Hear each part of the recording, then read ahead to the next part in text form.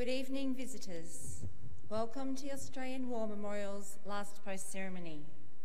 My name is Caris May, and joining us today from the Royal Australian Navy is Warrant Officer Cherie Thayers.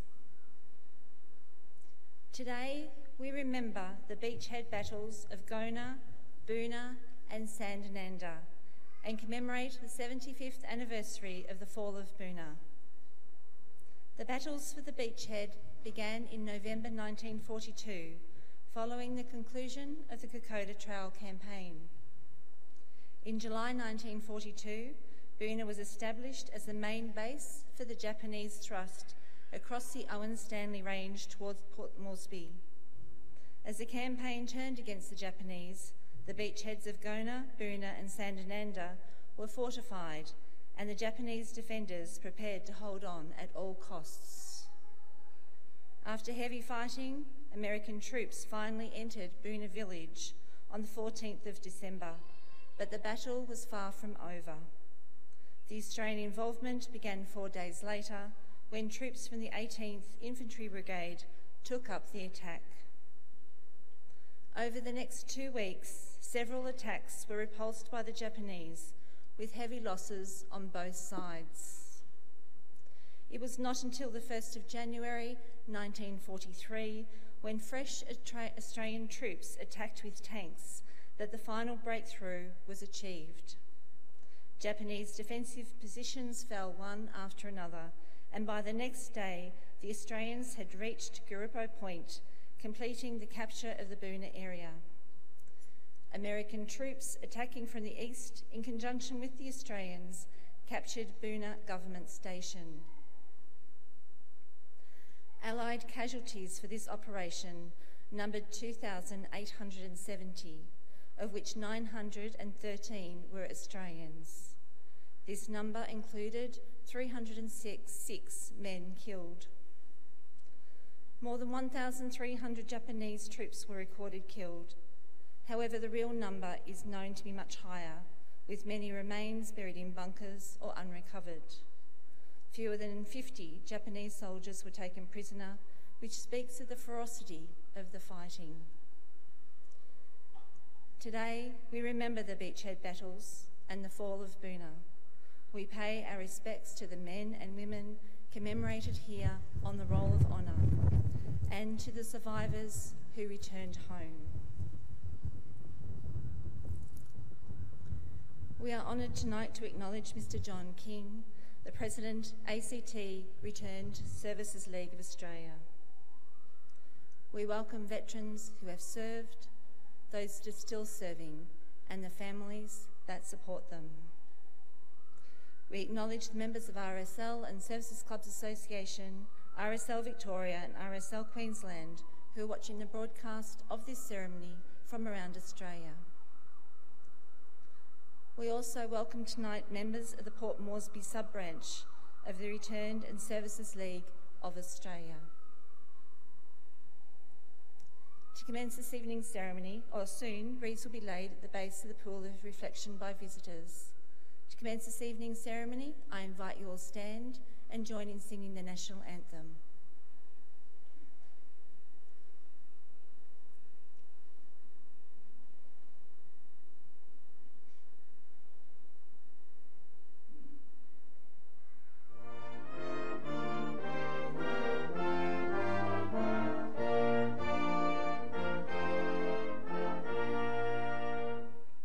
Australians, oh let us rejoice, for we are young in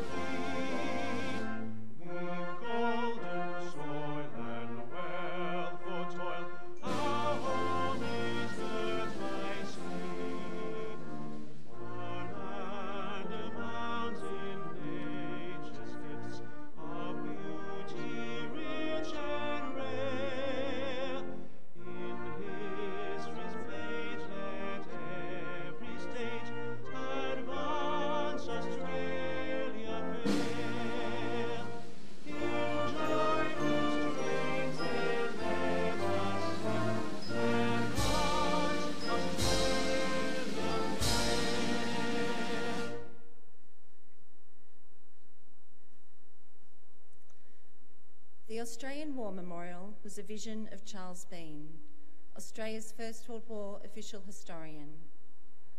Bean landed with the Australian troops on Gallipoli and stayed with them at the front through to the end of the war. The idea of this national memorial and museum came to him at Pozières, France, in the depths of the bloody fighting of 1916. Bean's idea was that this would be a place where families and friends could mourn loved ones buried in faraway places. It would also be a place that could help all Australians understand what these men and women had endured and what they had done for us. Bean's vision, to which we remain true, is best expressed as inscribed at the entrance to the memorial's galleries. Here is their spirit, in the heart of the land they loved, and here we guard the record which they themselves made. Tonight, we will read the story behind just one of those on the Roll of Honour, which lists the names of more than 102,000 men and women who have given their lives for us in war and operations for over more than a century. But first we present a lament, Flowers of the Forest. Wreaths and floral tributes will now be laid at the base of the pool of reflection.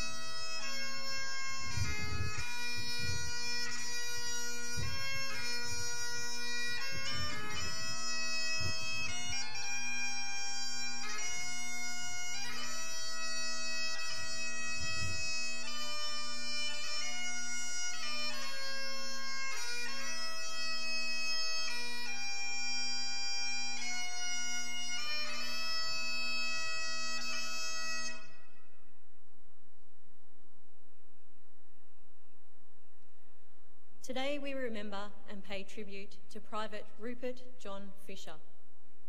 Rupert Fisher was born around 1890 to William and Emma Fisher of Gunning, New South Wales.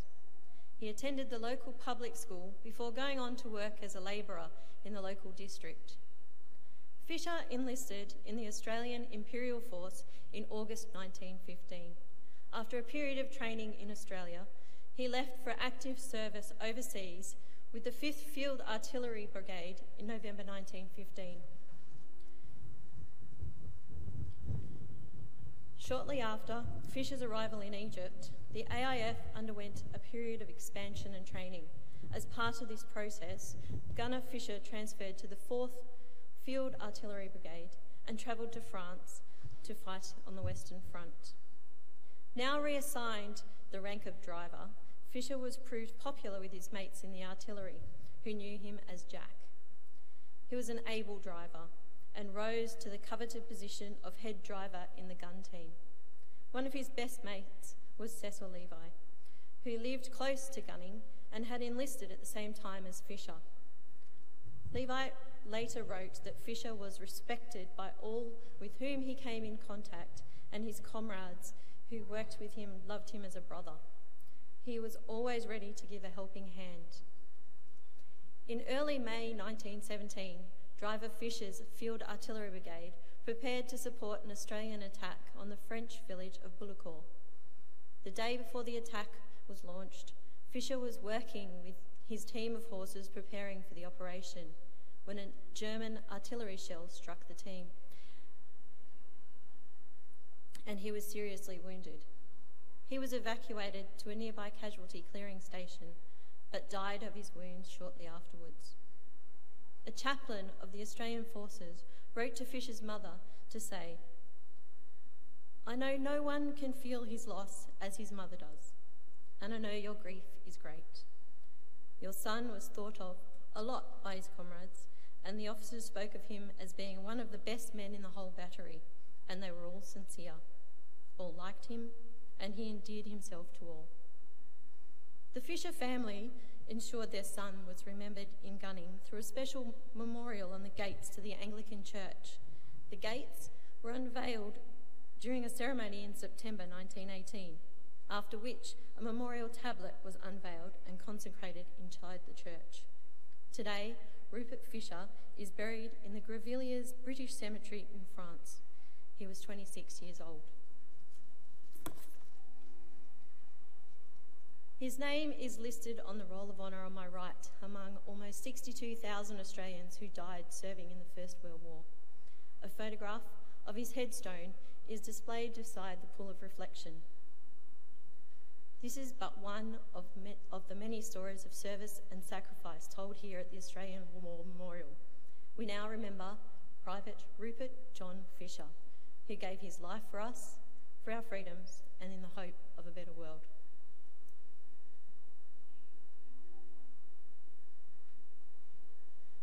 Could you all please stand for the ode and last post?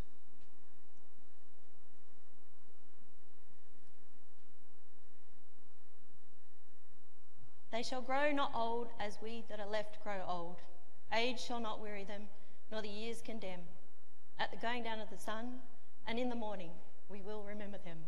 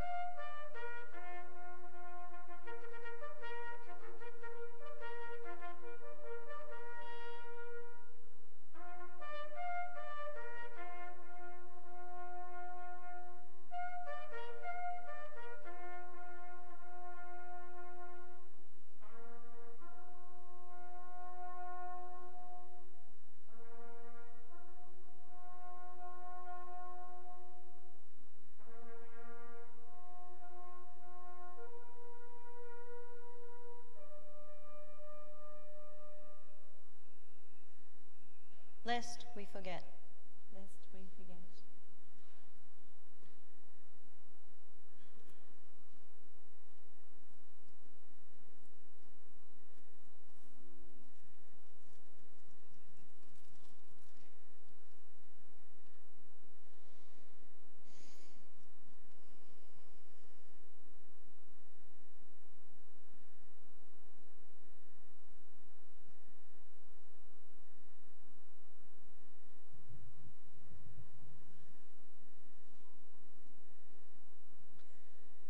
We leave you this evening with the words of the memorial's founder, Charles Bean.